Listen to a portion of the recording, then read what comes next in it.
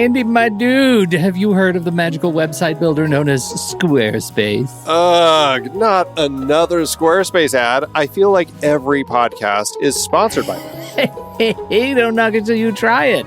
Yes, okay, it is overhyped, but actually it lives up to the hype. Squarespace is like a website fairy godmother. With a click of a button, your site transforms into a beautiful masterpiece. A website fairy godmother? That sounds interesting. What makes it so magical? Well, for starters, those slick templates make anyone look like a professional web designer. Pick one, customize the colors and fonts to match your brand, and voila. Plus, the drag and drop fluid engine is so easy, your grandma could build a site on Squarespace. Well, she did knit me a lovely scarf last Christmas. Maybe website design is next. Exactly. And when you're ready to sell your Nana's handmade scarves online, Squarespace has built-in e-commerce. Add a store with one click. Get flexible payment options. Then watch those sales roll in. And when she wants to teach others her steezy scarf skills, Squarespace's new courses feature is just the ticket. Nana can set up her curriculum and enrollments and payments in a snap and become the next e-knitting influencer. Oh, wow, you really sold me with the grandma angle. Sign me up for that free trial. Just go to thenextreel.com/Squarespace and transform your site into a beautiful Squarespace masterpiece. Well, thanks, Pete. Even though it's overhyped, Squarespace actually sounds perfect for Nana's site's needs. Appreciate the warning on the ads, though. I'll brace myself next time I listen to a podcast. Anytime. Let me know if you need any help getting that site up and running.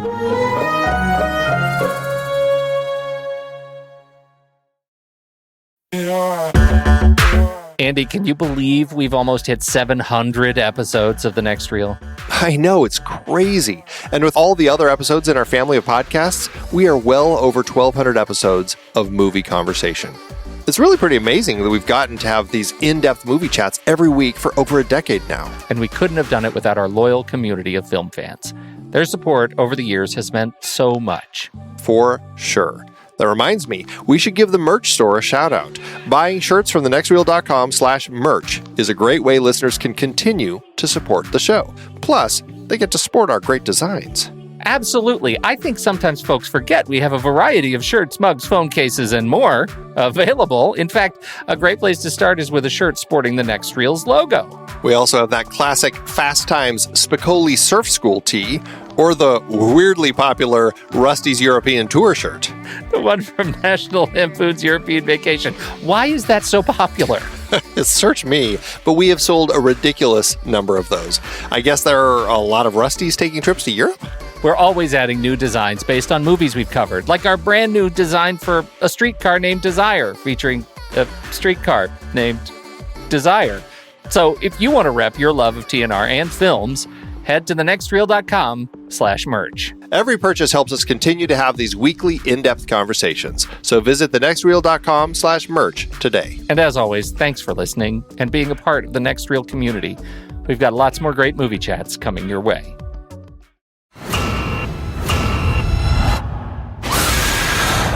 I'm Pete Wright. And I'm Andy Nelson. Welcome to The Next Reel. When the movie ends, our conversation begins. Crawl is over. It's time to make some noise. The state of Florida has issued a Category 5 hurricane warning. All residents must evacuate immediately. Grab your families, your loved ones, and get out. Dad! We won't be able to come for you. Dad!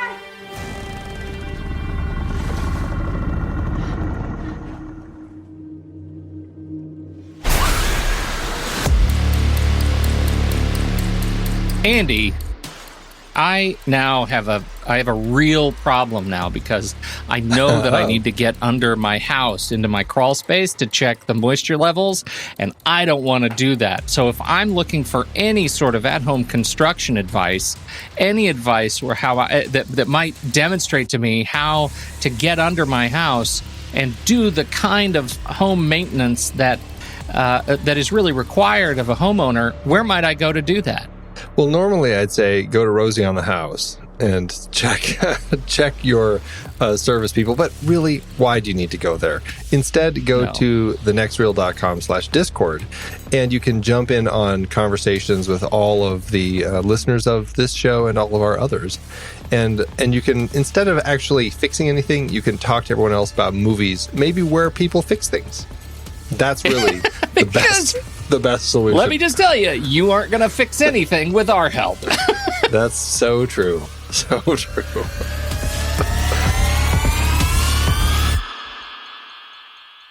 Andy, we're talking about gators this week. Another entry in our Aquatic Killers series. Some might say the final entry in our Aquatic Killers series. Yeah, you might say that. Some might say that. Now we've already talked about crocodiles. Yeah. And this is, I think it's important to start with our entry revisiting the Aquatic Killers and at least try to crown one as the winner of our Aquatic Killers runoff. So just to review, we've had octopus from Tentacles. We had piranha from Piranha. We've had anaconda, again, the eponymous anaconda. We've had crocs from a croc from Lake Placid. We've had a sperm whale, which seems wildly out of its element in that list, but that's from In the Heart of the Sea. And now we have gators from the movie Crawl. How are you feeling, and how do you integrate this into the world of your world of aquatic killer anxieties? Well, I thought about this quite a bit, and I think it boils down to the situations and the creatures. I mean, obviously, it's going to be octopus and sperm whale are creatures I'll run into in the ocean. The others are all rivers or swampy sorts of areas. I feel like, and the sperm whale, I mean, let's be honest, its real threat is if you're in a boat and it crushes the boat and you're now going to drown in the middle of the ocean. Like, that's the threat with the sperm whale. I think largely and then they vary. Like, am I afraid of a single piranha? No. Am I afraid of a whole bunch of piranhas? Yes. Am I afraid of a single anaconda? Sure. A bunch would be worse, but I think one is still all I need. A bunch of anacondas is worse than one anaconda. I'm glad we solved that. That problem. Right so, there. So here's the thing. I think if I were to rank these, gators and crocodiles end up pretty close on my list, I think largely because of kind of they're such similar species. But I think in context of what I'm seeing in the films, like, it's not just a single alligator, it's a whole bunch of alligators. Yeah. I'm going to go with alligators. They're actually going to be at the top of my list. Next will be crocodiles. I think they're going to be right there, hanging right below that. Below that, I think, will be the anaconda, because, I just think that getting my life crushed out of me is no fun. And then piranha. And then a sperm whale, and last, an octopus. Because realistically, I don't think an octopus is really a threat. Maybe a giant squid, but an octopus. I think the octopus is just smarter than everything else on the list, and I don't think they're that interested. I'd like to see a crocodile squeeze itself into a little jar.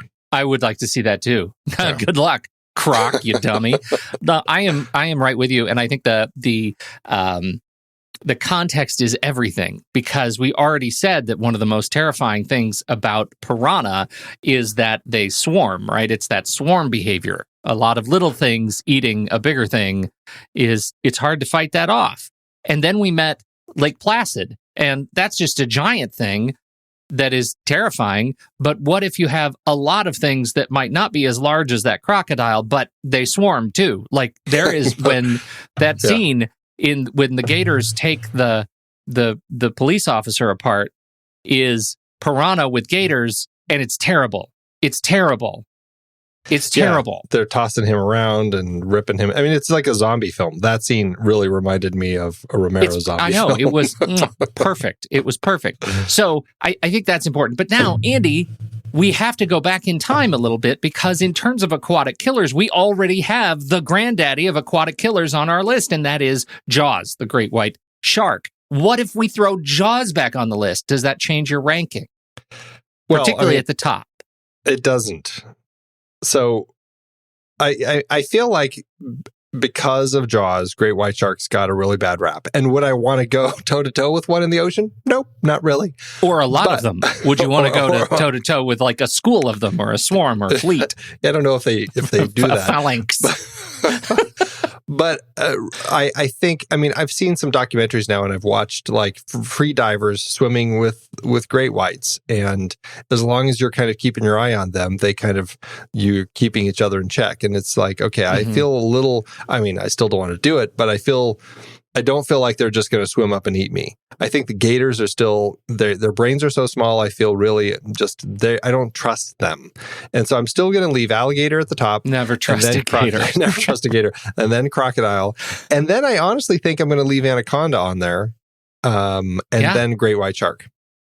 So that's where Jaws falls. Wait, anaconda. So great white shark is above piranha. For you. Well, because again, you go and you tell me about this experiment that the guy does on that TV show where he hops into a hot tub full of piranha and they just swim around him because he doesn't have any open wounds. He's not drawing their attention. Right. He's basically like two tree trunks in the water. Right. That's right. Two tree trunks. Okay. and sharks, if you have an open wound and you get in the ocean, they're going to smell you and they're going to eat you. That's what's in my head. Yes. All right. I'm with that. But I have to leave sharks. I mean, they're above piranha. They're also definitely above the octopus, because that was a dumb movie. And sharks are a badass. Like, I kind of feel bad about having them this low on the list.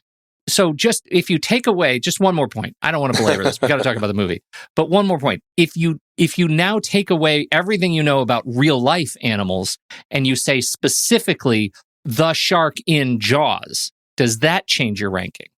I still, I don't know. I feel pretty unsafe in all the Jaws situations. Ate a boat, Andy. Yeah. Ate a boat. It was a big, big shark. And he pretty much swallows people whole.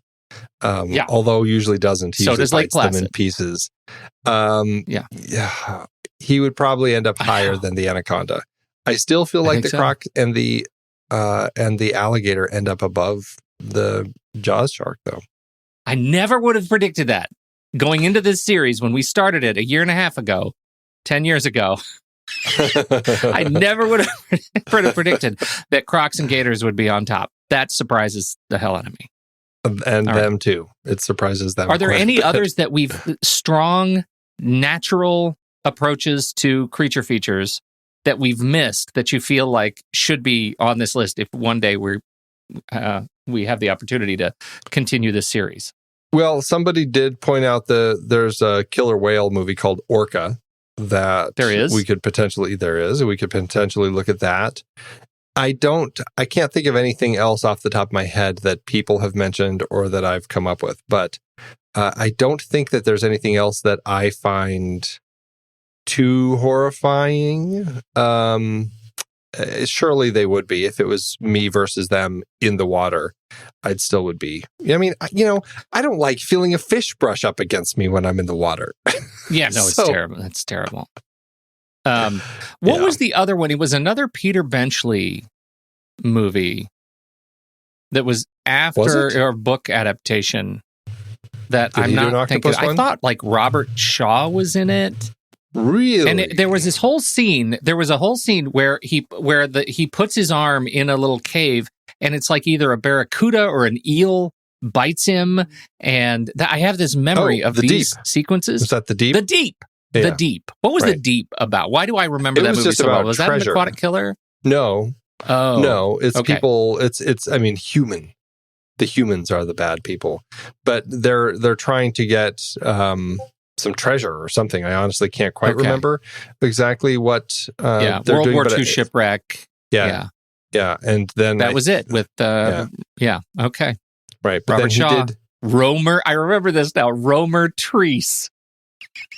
That's his name, Romer. What a great movie name. All right. Okay. Well, that movie was all right.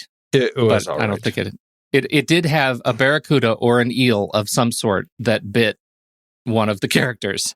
Well, and you made me when you said Peter Benchley, because he did do a book called Beast that was about like some sort of octopus. He wrote The Deep. something. And The Deep, I mean, he's written a lot of those. He also did The Island. There's a lot of books that he's written that feature aquatic killers. At some point, we're going to have to transition to Aquatic Killers because like there was, remember, of course, your favorite movie, Sphere, Michael Crichton's adaptation, where the thing actually conjures the giant squid. I didn't remember that. That's an aquatic killer. Generally tried blocking that one from my mind. But yes, the great, well, that's, okay, there's a good example. 20,000 Leagues Under the Sea. Right. Their submarine gets the giant squid attached to it, and they have to surface and then battle it.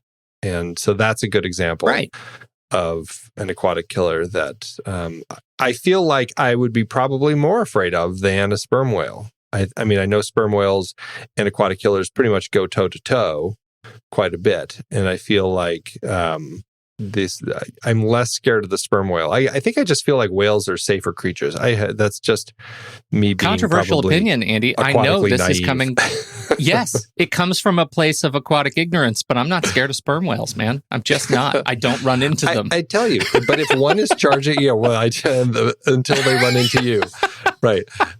If I were in a boat, though, and I saw a sperm whale, I would, having seen these movies now and heard these stories about how they can be aggressive with boats, it does make me go, is this? But the thing is, if I'm nice in the water, all of this should be cut. If I'm nice in the water, I don't feel like the sperm whale is going to attack me.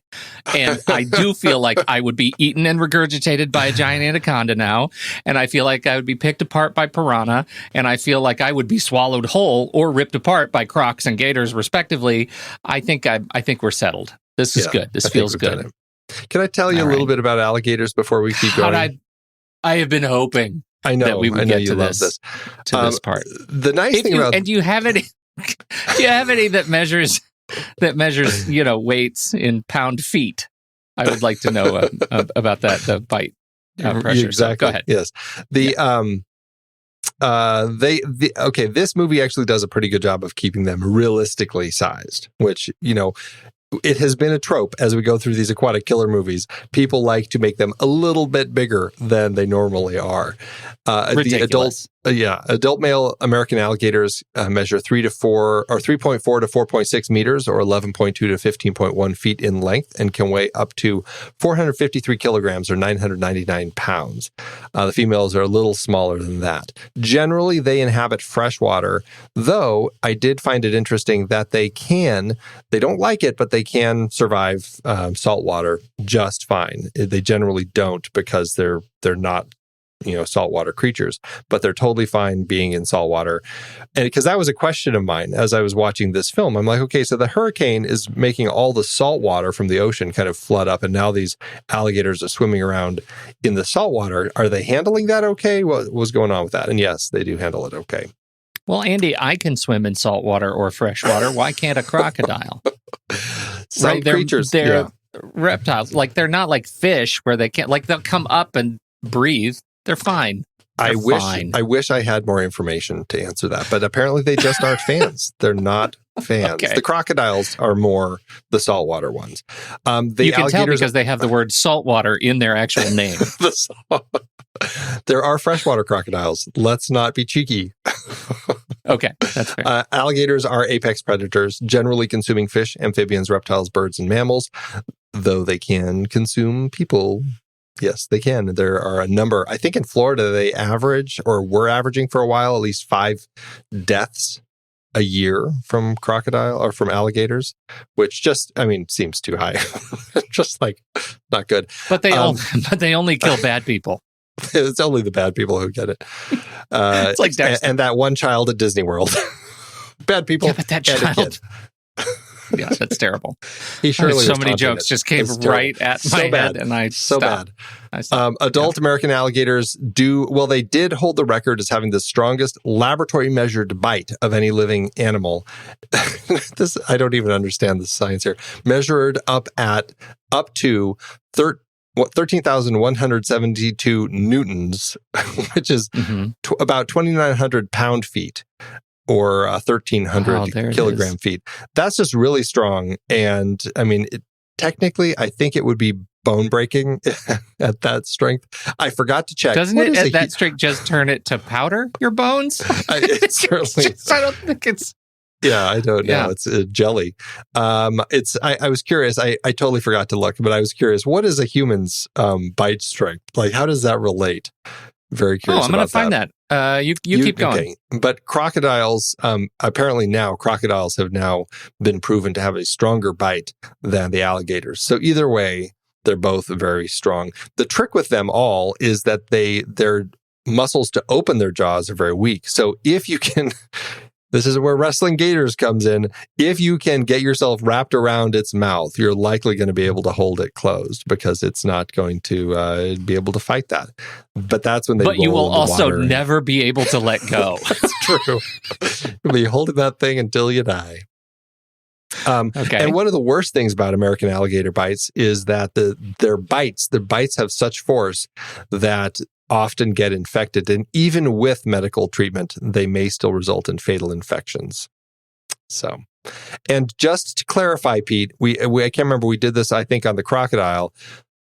They do swim faster than people. I know this movie really, really pushes the fact that Haley can swim faster than alligators, but in fact, their max swim speed's around 20 miles per hour. Michael Phelps, about 6. Oh my goodness, she could destroy Michael Phelps. That's what I've learned. Yes, right? She should have been. That meet that we have at the start of this film, she just really didn't believe in herself. She really did. It was negative self-talk. That was her problem. Yeah. All right. Would you like a little bit of just a quick update before we get too far ahead? Yes, please. Our second molars, human second molars, can exert a bite force between 1,100 and 1,300 newtons, beating the orangutan, gibbous, and australopithecus, but lagging behind the gorilla, chimp, and paranthropus. These forces are roughly what you'd expect for a primate of our size. We're never going to bite with the sheer power of the megalodon or the predators, but we're no slouches. That's what was the deal. What was the strength in newtons? Between 1,100 and 1,300. Okay, so it's 1,300. So that means an alligator's bite is 10 times stronger than ours. Right. 10 times. Okay. 10 times. So Good. there you go. Okay. 10 times. Last little bit. Night. Well, good night, kids. Yeah. 2 last little bits of facts. They can propel themselves with their tail, often like the length of their bodies, and they can do that up onto the bank to catch their prey. So that moment when Haley jumps out of the water just in time to get away from that gator, and he just like pops his head up and grumbles at her, she got away. He could easily have leapt out of the water and taken her right there. Are you talking about the part in the shower? No, I'm talking about the part where she escapes the pipe and the bubbles tickle the gator's chin. Yes. And that gator swims after her, and she swims up to jump onto the land, and she does just in time that the gator just pops its mouth out and goes, "Rah." And I would say, back to the shower, that gator should be like stuck head first in the drywall of the ceiling, is what I'm hearing you say. That's right. Those tails. Last but not least, the and this is just an interesting tidbit that I didn't know that I found really interesting. It relates to this movie in no way whatsoever, but alligator blood is among the purest of any animal on the planet, and it is actually used to calibrate some types of blood monitoring equipment. Really? Yeah. That is a fascinating thing to learn in this weird show. Yeah, it's like prehistoric blood. I don't know. Very strange, but now you know, and knowing is half the battle. All right. Let's talk about the show. Let's talk about the movie. It's been a half hour. Now we got to just bust through this. Okay, let's start with the swim meet. I love that they set her up with the swim meet. I love that that's the way we get into this movie. It's the only thing that happens outside of our main set.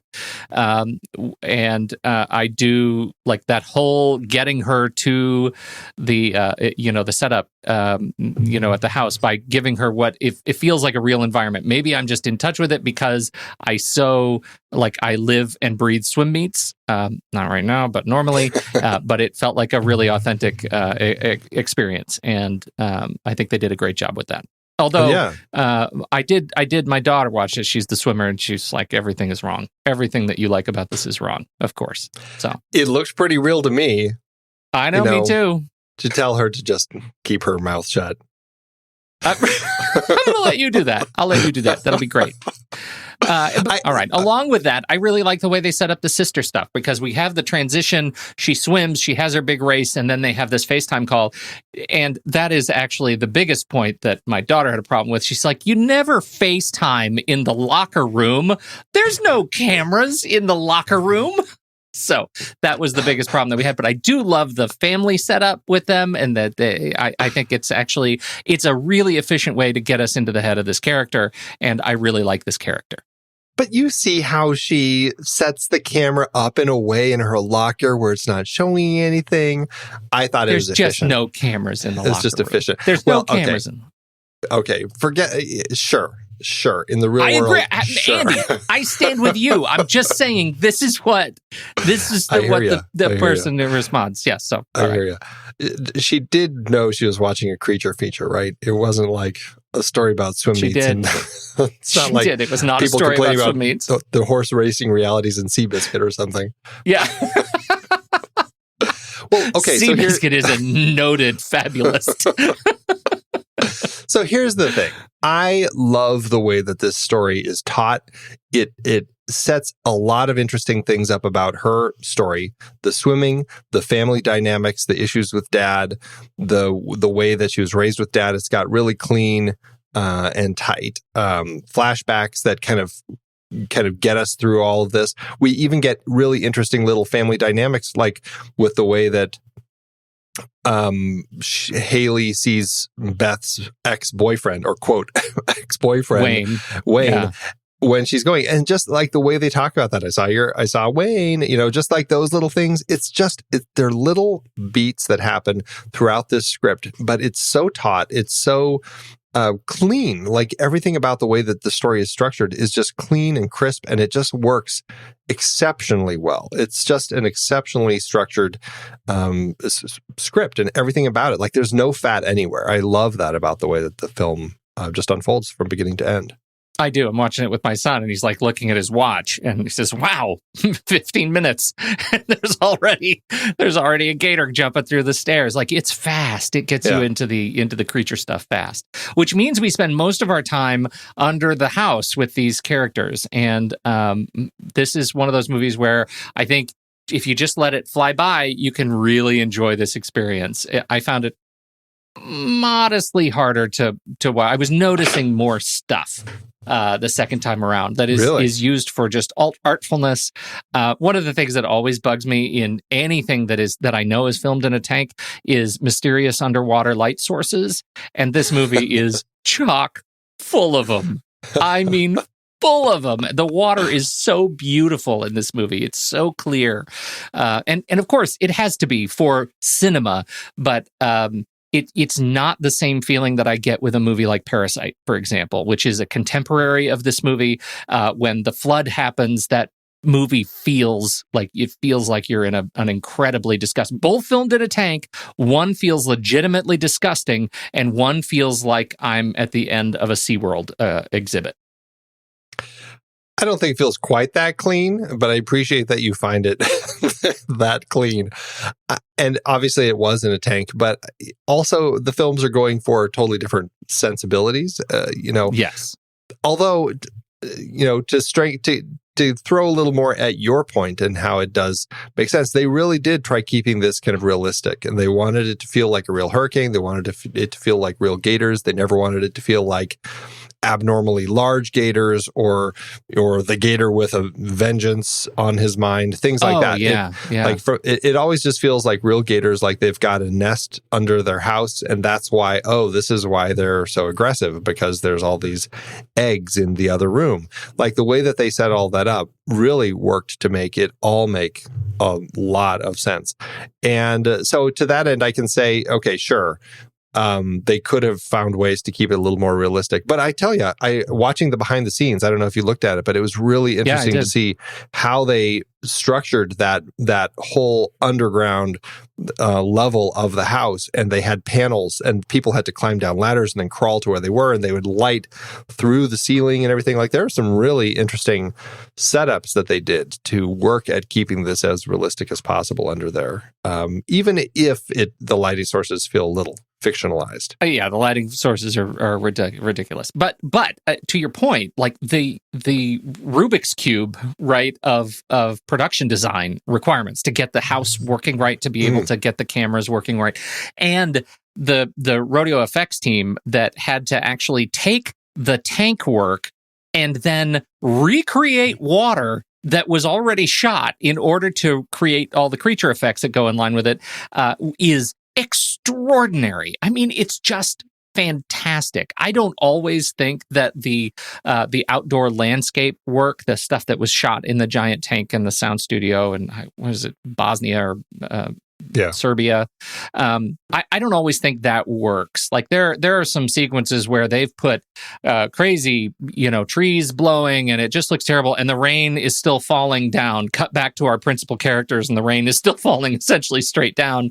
And I don't always feel like that connects for me. It takes me out a little bit on rewatch, but. I think that what they captured was a look and a feel in this universe that is mostly consistent and extraordinary art. Like it's great. Yeah, I think that I find myself just kind of relishing the story, and even like the creature effects. I'm like, they did a really good job with these creature effects. As I found out, hardly any puppetry. I mean, they had a puppet that they used, but really only for the one shot where you're close on Haley, and then you pull back and you see you're coming through the gator's open mouth as it's sitting there. That's the only time that was a real gator. Actually, that was a real gator. That was a trained gator. They did, and they just open wide. That was a trained gator. Yep, we're going to put a camera in here. That's right. So that was really it. And then the rest of the time, it's like somebody dressed in a green screen suit, just kind of sloshing through the water, or that terrible green puppet head that they had that it looked so dumb. But and they acknowledge the behind that, the scenes where she's stabbing the puppet head. It is just an exercise in sociopathy. It's really great. Well, and that's what I think that the joy of watching actors work is that they, like, when they're good, they are 100% buying into the scenario that is being painted for them, whether it's on stage or on screen. I just think it's exciting. And watching these two actors who are in the basement here, really all of them, but generally it's the primary two that we're watching here. They're just they are working so well with all of these situations, and I think a lot of that comes from being in this real situation where you are actually having to crawl around on your hands and knees for 16 hours a day, on the set in water. I think that there's a level to it that just, I think, helps you get into that mind space. But you see the way that they're reacting, like when interacting with these puppets, and it's just like, it's really incredible work. Yeah, it really is an exercise in craft. Like to see you do this, Judi Dench. She did get to be a cat in Cats, Pete. She did. What? You have me, I guess. Now imagine you have a tail. Right. That's the extent for her. That's going to be the end of it. Yeah. So I think most of that was really, really good. I want to go back to some of the choices they made about the animals, the creatures in particular. The fact that they took pains not to have like the slash face gator, and I do love watching Raimi interviewed, because he says quite honestly, I wanted a slash face gator. I wanted there to be one sort of hero villain kind of character for us, and everybody disagreed with me. And Alexandre Aja he knows exactly what he wants, and he knows exactly, like, he always had my notes before I was able to give them. He is incredibly astute filmmaker, and I think the first time I watched this, my expectation was I want a hero gator, and I was expecting a hero gator, and I think I've softened on that point. I really like the way this plays out. I think it's actually more threatening without it, because it's like there's not just the big bad that they have to overcome. It's just a constant, endless supply of gators that happen to be invading because of this hurricane that's flooding and providing all this extra water for them to swim around in. I mean, initially we have two that are with them, or just they think it's one, and then they find out even it's the reveal of the second one is great. Fantastic. Like, it's like, oh crap, it's another one. right? And then a third one comes in just about the time the dad kills one of the others. But then she goes out, and it's like by the time you're killing gators, now they're swimming out of the house and they're actually leaving this environment and going to a source of a lot more gators. I mean, we saw when that one cop gets attacked. I mean, there were, I don't know, I kind of lost count because they're moving so fast, but it looked like at least 5 gators swimming around him. And I don't know if they were the same gators that were over at the gas station and the boat, but I mean, no matter how you slice it, it's just like there are gators everywhere. And I think that's what makes this so terrifying, is it's just like there doesn't have to be a big bad. It's just the fact that there's an endless supply of gators swimming around in this water that makes it pretty frightening all around. Well, and I had some really sarcastic opinions in my first review of this when I first watched it as it came out. And it pretty much was all boiled down in where the hell do these people live? Like that they live so close. Like, is this suburbia? Is this I live in a gator preserve? Like, what is this? I was able to, I think, let go of some of that constraint on this watch of the movie and sort of free myself to I just enjoy that they have a mechanic that I think in the space of the film, it makes sense. It makes sense for the universe. It might be fantastical, but the fact that they kept the creatures real as they could almost lets me forgive a lot of the sort of architectural pieces or some of the architectural pieces that I might have questioned. So I think overall it's great. Well, and they live on a lake. I mean, I think that's something that is pointed out at one point when she looks out the back door. You can see that she's looking right out over the lake. So obviously, you know that in Florida and all through the South, I mean, I think they're from Texas through North Carolina, you have alligators in kind of this sort of place. And so it's just, I guess it makes sense that they're in a place where potentially there are a lot of gators. So. Well, and it's just like you living in Arizona, there could be a javelina uprising any minute.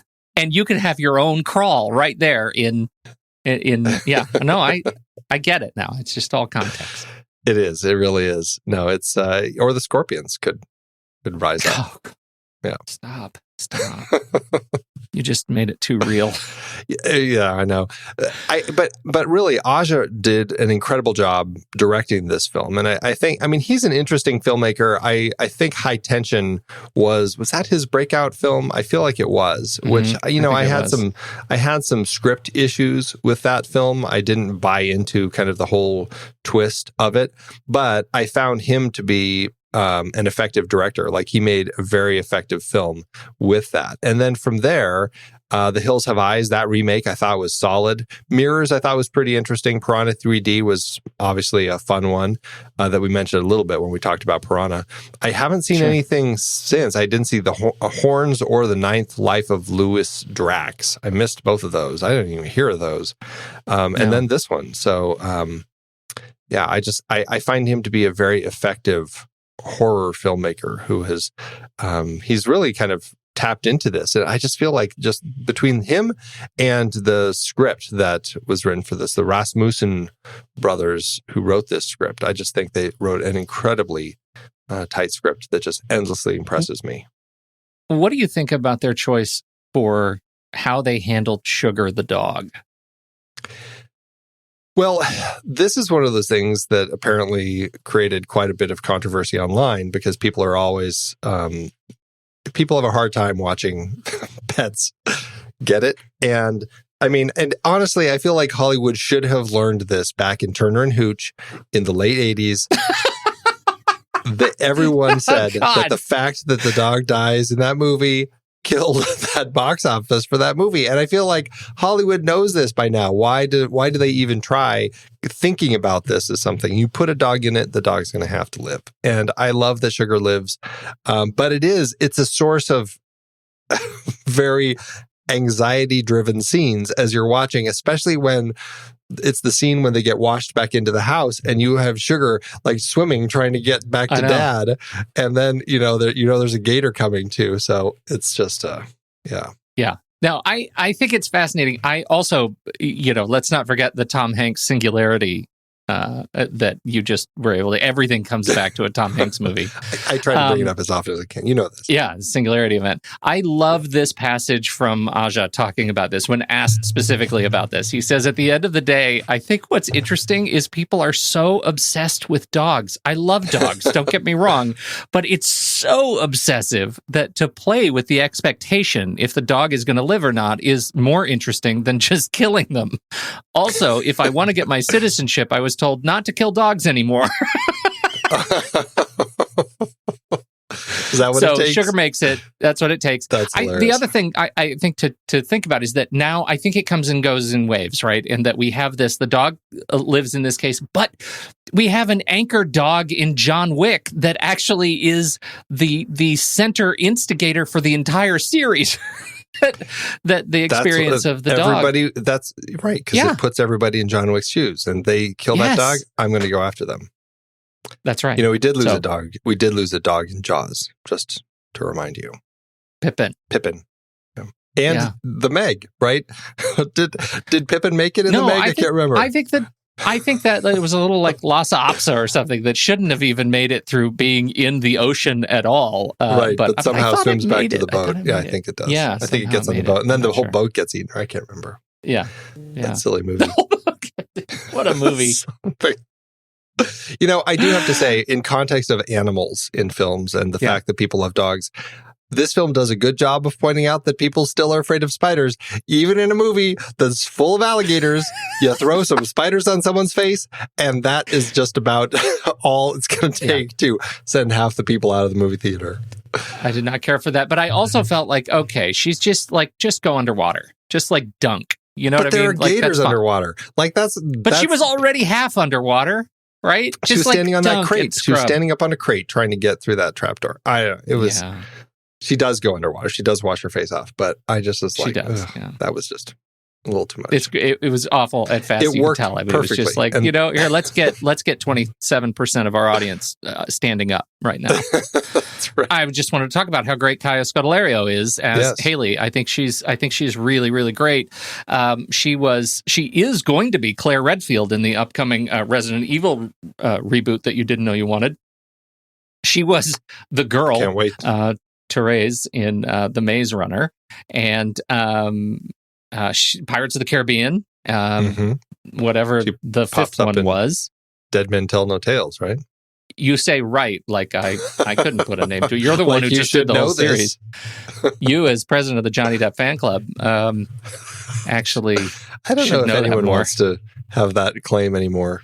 So I thought she was fantastic. I think she was, her story of going through this movie about how just she was, what she learned, what she, her physical performance, what she broke, what she cut, the fact that she did the whole thing in those tanks barefoot for the length of the shoot. This is one of those extraordinary physical performances that is worth noting. Oh, I thought she was fantastic. And I do think that she's one of those people that when you hear her in interviews, you're like, oh, she's British. Wow. She carries an American accent really, really well. Like it was shockingly well. I thought that was just a fantastic thing to hear how well she did. She's also one of those people, I just never can say her name right. For some reason, the Scodelario, I always say Scodelario. Like I just reverse it. And it's just, and then I question myself. I'm like, wait, no, that's not right. No, which one is the right one? And then I can never remember which way is the right way. But that's on me. I think she's fantastic though. Yeah, I'd love to see more with her. And she worked with Barry Pepper in the Maze Runner films, although they didn't work much I love Barry together. Pepper. Yeah, Barry Pepper's. He's been a favorite, I think, of mine since he was in. Did you see Billy Crystal's 61, the baseball movie? Yes. Yeah, Roger Maris. Yeah, he played opposite Thomas Jane in that, and Maris and Mantle, that whole relationship. Barry Pepper was just so great in that. And I think since that time, so about 20 years now, has been somebody that I just always look forward to seeing on screen. Gosh, looking at his top four, it's funny, like I guess he's got True Grit as 2010, but Saving Private Ryan, The Green Mile, and 61, rounding out his top four, are pre 2001, and I think that's a little bit of a bummer because I think he's just so great. I want to see him in things that get a little bit more notoriety. I even might put, this up there in the top 4 somewhere. I don't know what I'd get rid of for him. Well, I'd definitely put Three Burials of Melquiades Estrada up there. I thought that was just an incredible film. Like, he did an amazing job in that film opposite Tommy Lee Jones. He was in Flags of Our Fathers. Yes, Flags of Our Fathers, right? Yeah. He's been in just a lot of great stuff. A lot of stuff. That is one of those guys that I think he's just kind of a one of those actors who fills in a spot of just being, a strong actor who doesn't necessarily get the spotlight, but just makes the whole, raises the whole tide for all the ships. Whatever that expression is. Rising tide carries all ships. Right? Yeah, you know what I mean. Somehow I'm trying to tie that into Barry Pepper and his strength as an actor. This is terrible. Also, Wake. There's Wake and tidal forces, and he's in it on the beach in the moonlight. Colm Feore and Barry Pepper are in a movie coming up called Trigger Point, and it seems, by the sound of it, it's a super generic special forces military action film that is currently filming. Follows Nicholas Shaw, retired U.S. special operative who becomes part of an elite invisible team that quietly takes out the worst villains around the world. I wonder if it will exceed its log line.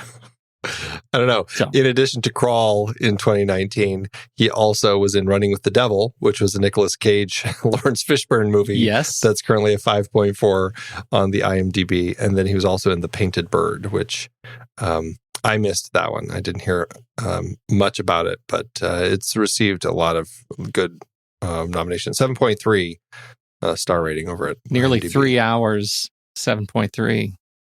Oh, based on Jerzy Kaczynski. This seems like a movie we should see. Yeah, as I'm looking at this, I'm like, why didn't I hear more about this one? A young Jewish boy somewhere in Eastern Europe seeks refuge during World War II, where he encounters many different characters. I'm going to have to look at this one. Put it on the list. Is there an aquatic killer in it? Is the bird a penguin? A murderous, hungry penguin. There's got to be a way. You know what? There is a serious hole in the Aquatic Killers oeuvre that there hasn't been a murderous penguin movie. Is it right? Yeah. Yeah. All right. They're really missing out there. Moving on. Please. There were a few tropes in this. Did you, should we talk tropes before we kind of move on a little more? I just, underwater POVs are definitely one when you're dealing with aquatic killers. So we've got a number of those. And they're incredibly well lit. Lest we forget. They're very well lit. Although I did really like them when they're chasing her and you just see her feet like swimming and then she kind of swims faster than them. Again, completely unrealistic, but I liked those quite a bit. Well, and I would add to the trope list to the actual crawl, get feet grabbed and dragged away from camera. That has become a thing. It's very much a thing, yeah. And not even in underwater, these aquatic killer movies. I mean, that's just a horror thing. I mean, we talked about that. Just a horror thing. Back when we did... That was like in Quarantine and... Quarantine, that's what I'm thinking of. Yeah. A very popular thing. We have unrealistic tropes of unrealistic breath holding, which we just had as our Saturday matinee list. Unrealistic breath holding a few weeks back. And then we have what was the other one I was going to say? Oh, and then of course it is kind of a trope. Somebody's dead, and then CPR and persistence, they are able to save them through Hollywood CPR. So fast, and the Hollywood CPR is really just the single chest thump, right? It's not even close to CPR. It's the angry, you live, damn it! Yeah, and it's. And then I just have to call out the last shot of this. Like, this is an interesting first shot, last shot, because we start off with her at that swim meet, right? It's determined to go into this race, which she then doesn't win. But then at the very end of it, you have that triumphant champion shot of her standing up, holding that flare. And her dad is looking at her. It's kind of his POV as he's looking at her. And the way that the helicopter's spotlight is shining on her, it's totally like this victory pose. I was like, oh, that is such a brilliant brilliant shot It is to end this. juicy pose. Oh, Yeah. I love it. Yeah. So good. It's a movie that takes place in one day. There's got to be a list. Yes, I feel like there must be. I don't think it's a trope, but it certainly is something that we can bring up as we talk about lists for this movie. So, all right, we talked about Kaya, we talked about Barry, we talked about Alexandra, Michael and Shawn Rasmussen, the two screenwriters who are definitely in the horror vein with their stuff. What about any of the other technical stuff behind the scenes? Well, a camera, man, what challenges Maxime Alexandre had to deal with to get this thing shot. Hot water does not play well with lenses. No, they were dealing with steaming lenses. They had to have all sorts of special water gear. And it was just a very complicated shoot because, I mean, almost 100% of it involves water. It's a very, very wet shoot. And so to that end, I think they do a really good job of coming up with interesting angles. And even if, the lighting is a little unrealistic at times, I just found it to be kind of just really strong and exhilarating camera work throughout. I think in combination with the editing, Elliot Greenberg, some of the and effects, I should say, some of the choices around color timing of the film were interesting. What did you think of the overall tone of the film, the look of it?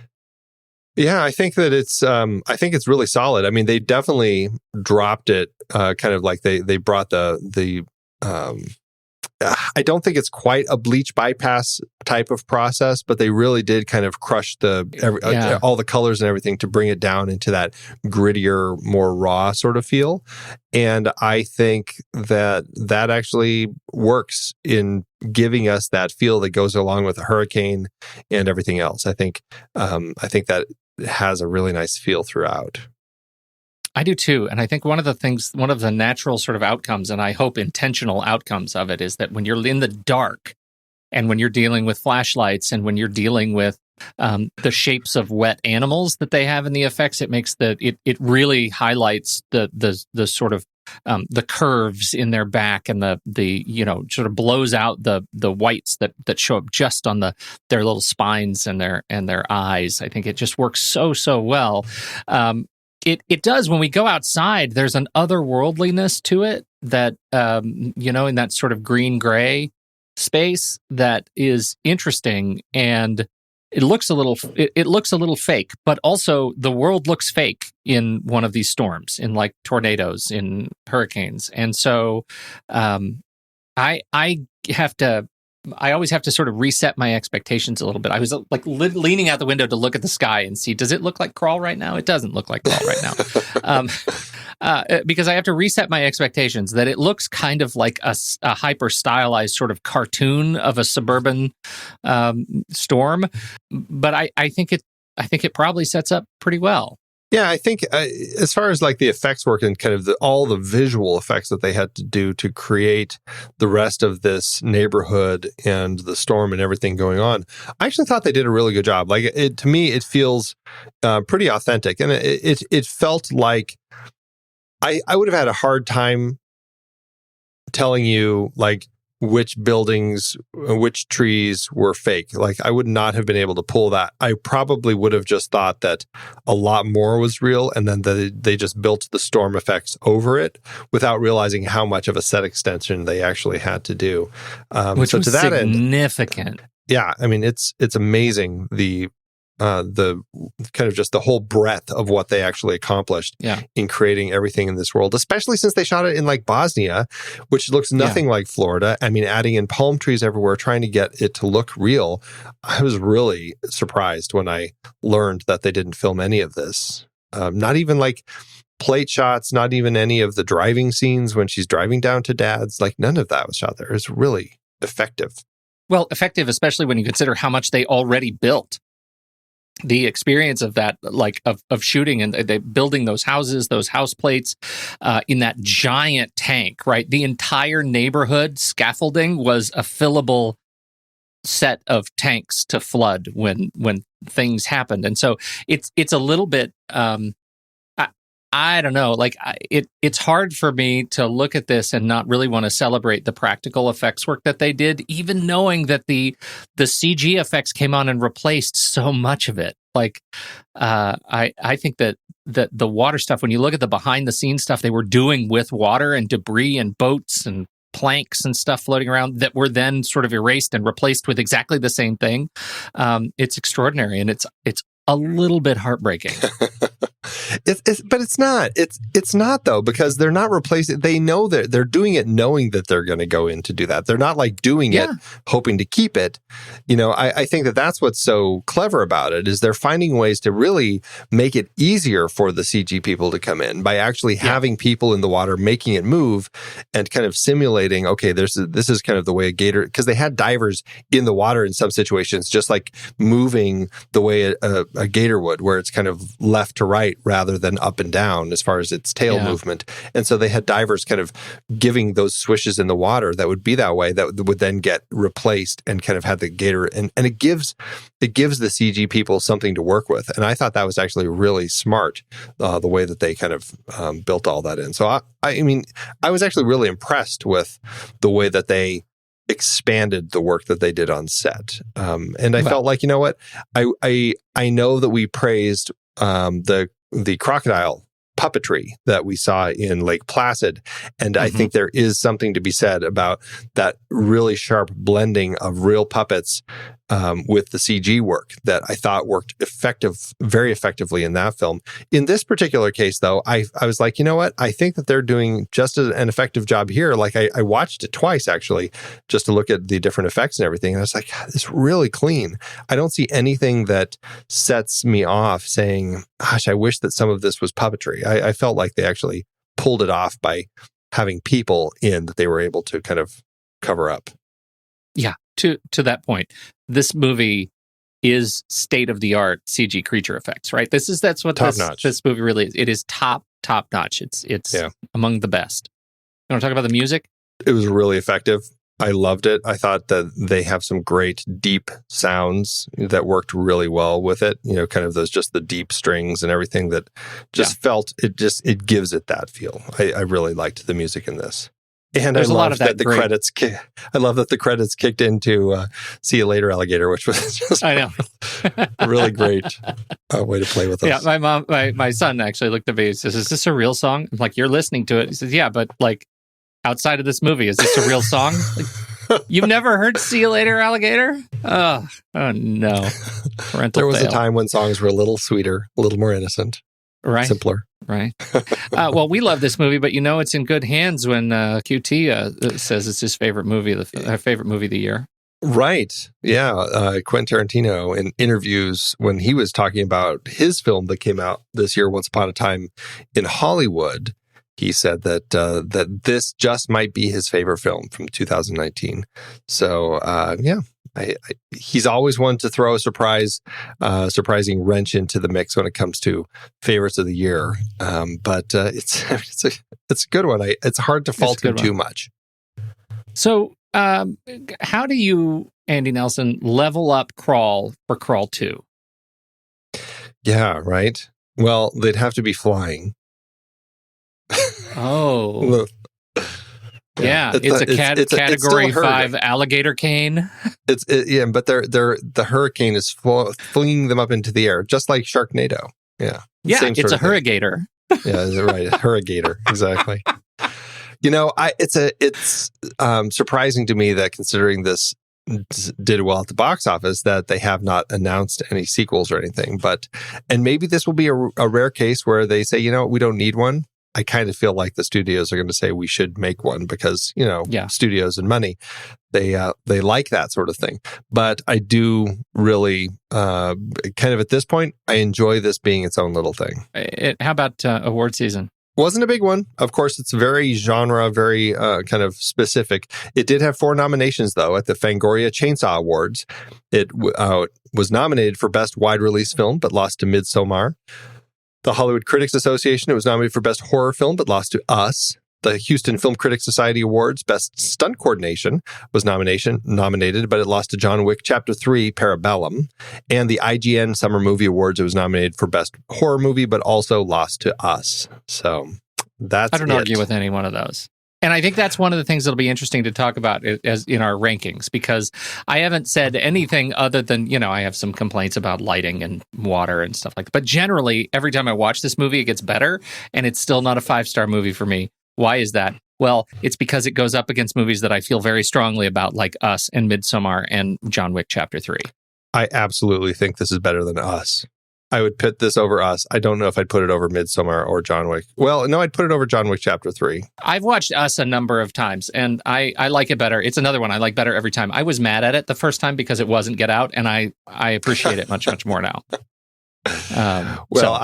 I think that this movie is doing everything that they set out to do exceptionally well, and I just love it. So you did? Okay, well, we'll talk about that in a minute. But first, how to do at the box office.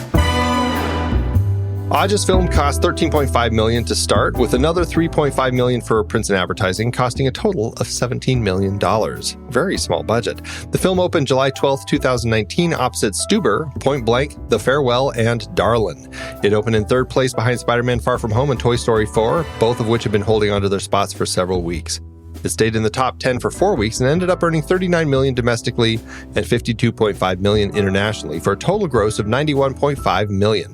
That gives it an adjusted profit per finished minute of $856,000 and a profit-to-cost ratio of just over 5%. All told, the most profitable film in this series was Anaconda, but Piranha had the highest profit-to-cost ratio. That being said, none of these were able to top Jaws. Did Steven Spielberg weigh in on this one?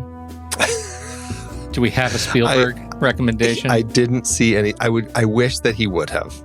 All right. Would that it were so simple. Would that it were so simple. Well, I am thrilled with this movie, that we talked about it, that we have it on our list, and I think we should take it to the mat. Let's do it. Head over to flickchart.com/thenextreel. You'll see all of the movies that we've talked about in all of the series that we have ever talked about, movie series and movies. If you swipe over in your show notes, you can tap the word Flickchart. It'll take you straight over to this movie in the Flickchart catalog, where you can add it to your own list and see how it stands up against ours. First up, Crawl or The Birdcage? Crawl. 100% Crawl. Crawl or Do the Right Thing? Do the right thing. Am I a terrible person if I say Crawl? Andy? Because I'm going to say Crawl. It's an enjoyment factor. I would watch Crawl 100 times. Do the Right Thing is an absolute 5-star film, but I'm just saying Crawl. Okay, let's do it. I'm a terrible person. I love this movie. So I'm going to make you do this. Here we go. All right. One, two, three. Alligator. I did that for Andy. You. Do the Right Thing wins. Andy. I just had to get that in there. Crawl or Arsenic and Old Lace? Crawl for me. All right, I'll give you Crawl. Crawl or Grand Illusion? I think I'm Crawl. This is another one where I'd say Crawl, as much as I love Grand Illusion. Crawl or Gallipoli? Crawl. Totally Crawl for me. Crawl or All of Me? Crawl for me. Okay, Crawl. I think I can be easily swayed.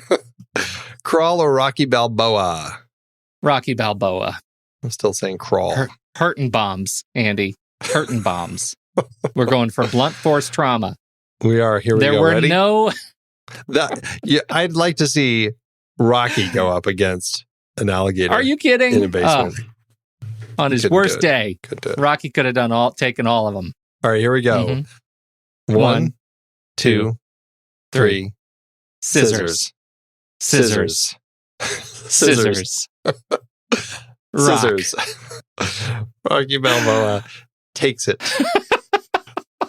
Remember Rocky 4 when they had all the scientific equipment monitoring, what's his name? I would love to see that done with these crocodiles in this movie. Yeah. Train the crocodiles. Analyze their bites and everything. Really analyze them. Yeah. Crawl or Europa? That's Crawl for me. Yeah, Crawl. Crawl or Rocky Balboa? Again, we already said Rocky Balboa. I'll let you have it again. That puts Crawl at spot 124 on our chart. 124 out of 477 puts it at a 74%. 74%. Much lower than my chart. Fascinating. 74%. Okay. Yeah. So I think in order to talk about this part where I need to know where it was on your list before the first time you ranked it versus where it is now. I didn't write it down, but it was more in the middle area, somewhere in the middle-ish. Okay. And now? It jumped up quite a bit. It landed in spot 248 out of 4506. That's a 94%. Wow. Yeah. I like I said, I watched this back-to-back 2 nights in a row because I had so much fun with this movie. And I had, I think I had, when I watched it in the theaters, I think I was being a little kind of not judgmental, but just I was like, it's fine creature feature. But now after watching it again, I'm like, it's a really tight film. They do everything they set out to do, and they do it exceptionally well. So. Well, I'm in exactly the same boat as you, and it was right in the middle. It was 2.5 stars. Here it comes out at 342 out of 1474, which puts it at 77%. And it was like just lower, I think probably lower than 50%, but barely. So it's climbed a lot, and I really enjoyed watching it. But again, like I look at what this movie, it is exactly what it is. It delivers exactly what it is. It does it well. And I still find I'm noticing just enough things that take me out of the movie that it drops it a little bit. So if I am to go by the algorithm over at letterboxd.com/thenextreel, I'm going to stick with exactly what Flickchart tells me to do. I'm raising it from my original 2.5 star review to 4 stars, and we'll see. Maybe I'll watch it a couple more times and it'll go up from there. But right now, 4 stars. Is that 4 stars in a heart? You, oh, yeah. Yeah, it's always been a heart. Always been a heart, Andy. Crying out loud. What am I, a savage? I can't assume that. I just don't know. I don't know. I am at a 4.5 star rating and a heart, a big old heart. I just love this one. I mean, there are a few things that do take me out. So where's the half star? Because the way you're talking about it, you're an absolute hooligan for this movie. And so yet there is somewhere that a half star has been shaved. It's one of those movies where I have quibbles, but I still end up giving it 4.5 stars. I feel like there are things like when Wayne comes over to the house and that crocodile like shoots itself out of the hole to get him. I'm like, that was a big set of stairs. I can't imagine it leaping that high to get him. So, Andy, you just told me that they can leap their entire body length. In water. And if that's the case, he's coming out of the water. The stairs were already broken at the bottom of that thing. The stairs were gone because he destroyed those stairs. He's coming out of the water. He should have pinned him in the drywall. That's what should have happened. He's shooting straight up. He's not going to be able to shoot straight up. If he's going to propel himself, it will be at an angle. There's no way he's going to get up. Again, it's a silly quibble. Why is it dropping the film a half star? I don't know. And this also, is why it's dropping the film a half star, because I also think it's ludicrous. Just ludicrous in the wrong way. And it's just, I mean, it's one of those films where like they have clearly a much better chance against these gators than any other human do in the film, right? Like the way they swim, the way they get around and stuff. Like they manage to kind of get by without getting attacked a lot more often than anyone else. And so I think there are enough times where I'm like, oh, yeah, I feel like a gator should have been around by now. Those little things can kind of irk me a little bit, but it's such petty things. Like I swear, rewatching this again a couple times, I could easily see this going up to another 5 star, and I'd be fine with that because I love this film. I think they do such a good job with it. Is it my favorite film from 2019? No, but I did check. It's at number 7. So there you go. Number 7, Andy I know. It moved Nelson. into my top 10, and I'm okay with that. So there. Okay.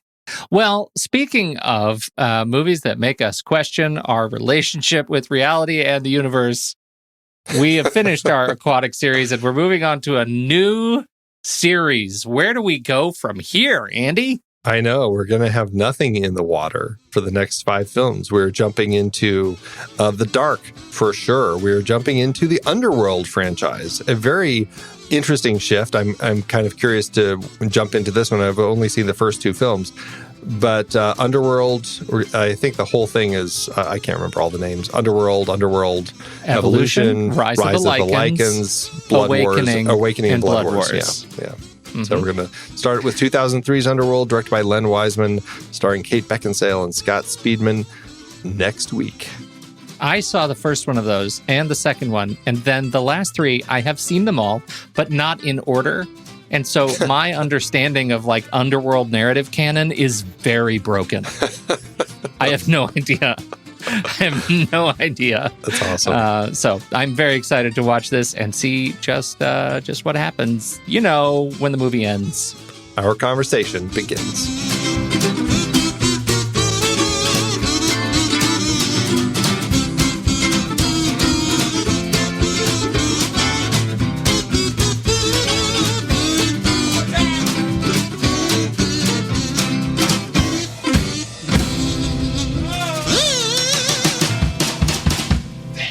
Amazon giveth, Andrew. As Amazon always doeth. Yeah, I didn't go to Amazon. I wanted to see what the kiddos had to say. It's important to see what the kids have to say, especially on a horror movie. And there is a wide variety of reviews from the young ones who really generally like this movie. And they think that the R rating is overblown, that generally it's just not gory enough. It has a lot of great father-daughter messages, but I do have one teen who says it's a 1-star and it's dumb. May I? Please do. Crawl is a good film idea, but there's lots of things they got wrong. First, the CGI was terrible. Second, the movie is called Crawl because of the crawl space, but yet it has stairs. So technically, it would be called a basement. Next is the glass. I know this sounds weird, but yes, glass. In Florida law, all buildings and homes, there has to be hurricane-proof, impact-proof glass. So the fact that she broke the sliding door with a chair is ridiculous, but the alligator can't break a glass shower door. Next is the home. The home appears to have no AC unit, which is a big factor when living in Florida. Your house, because of the humidity, will have black mold everywhere. Also, the crawl space has openings, like decorative openings, which is a huge cause for flooding. So that's a problem, because not only will Dave not be able to sell it unless someone is dumb, but he will also not be able to get insurance. Last, few minor details. The house is made of wood, and all residential properties are to be strictly concrete-based. Later on in the movie, she creates a hole in the wood floor to save her dad, but early she could have done that. She couldn't have done that from underneath, if not easier from below. In a Category 5 hurricane, the winds are up to 156 miles per hour, so her car would get blown literally away. 4, in a hurricane, you can't see your own hand in front of you, but somehow she can. 5, last but not least, if you watch this movie, she loses her phone in the crawl space on the other side of the pipes where it's not safe. She goes for it and gets it, but instead of grabbing it and then going back to where it is safe, she decides to make the call there and be at risk of being eaten. Oh, and one last thing. These are 15-foot adult alligators, but yet she gets bitten 3 times and comes out with just a scratch each time. Also, how was the basement not flooded already with this Hurricane Wendy? So that means there should have been that means there should have already been 23 hurricanes that would have likely been around there. And basements are illegal in Florida because of the water table. And I promise I'm done this time. Rescue teams don't actually rescue until the storm has at least died down. And at the beginning, it said that it was just announced hurricane, but hurricanes take a little more than a week to form. So how did they not prepare for this before? I just want to say thank you. Under 94.95. You've really covered all of it. That was amazing. Wow, that was amazing. That was amazing. Yeah, well, I've got a 1-star from DT Stew over on Amazon who says, "It's a no from me, dog. I just didn't see the point in this movie. The boyfriend liked it, but something about how he was stuck and how the alligators were hunting was just too fake for me. I'd almost rather have the worst shark movie ever created over this, simply because it'd be more entertaining than this fiasco. Boring." Well said, well delivered, Andy. Was it? Thanks, Amazon. It's hard to believe we have been having in-depth weekly conversations about movies since 2011. You're telling me. Producing this show week after week is so much fun, but it does require a lot of work behind the scenes. If you'd like to help support our efforts, one easy way is by using our Originals page when shopping for books and movies that we've covered. Your purchase is made through our links. Give us a small commission at no extra cost to you and allow us to keep having these great discussions. We covered a lot of great movies that were adapted from other material in Season 10. Our Originals page at thenextreel.com/originals is where listeners can purchase the source material behind all our adapted film discussions. It helps support the show at no extra cost when you buy through our links. In our foreign language Best Picture nominees series, we looked at several adaptations, including Z, The Postman Il Postino, Crouching Tiger, Hidden Dragon, and Letters from Iwo Jima. We hit the high seas with In the Heart of the Sea from Nathaniel Philbrick's nonfiction book for our Aquatic Killers series. Definitely a weaker entry in that series. I bet the book is better. Oh, me too. Member bonus episodes featured adaptations like Gone Girl, The Russia House, Ivanhoe, The Hot Rock, The Big Heat, and Naked Lunch. Oliver Stone brought not just original stories, but also adaptations like Conan the Barbarian, Scarface, Year of the Dragon, 8 Million Ways to Die, Talk Radio, and Born on the 4th of July. Mary Herron's disturbingly insightful American Psycho was adapted from the Bret Easton Ellis book. You like Huey Lewis in the News? Oh my God, it even has a watermark. And of course, more Stephen King with The Mist, The Green Mile, and The Shawshank Redemption for our King a la Darabont series. Find links to all of these books and more adapted films on our originals page. That's thenextreel.com/originals. Every purchase supports our show. Get the full list of books that we've talked about and start your next read today at thenextreel.com/originals.